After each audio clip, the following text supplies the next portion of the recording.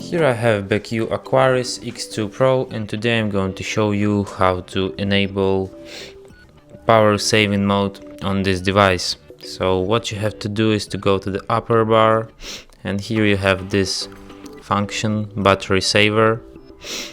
You can turn it on and off here, and you also have some other settings for this mode, like you can set it to turn on automatically at,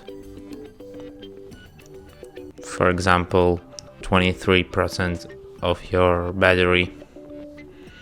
Let's turn it off for now. And that's it. Thanks for watching. If you find this tutorial useful, don't forget to hit that like button and subscribe to our channel.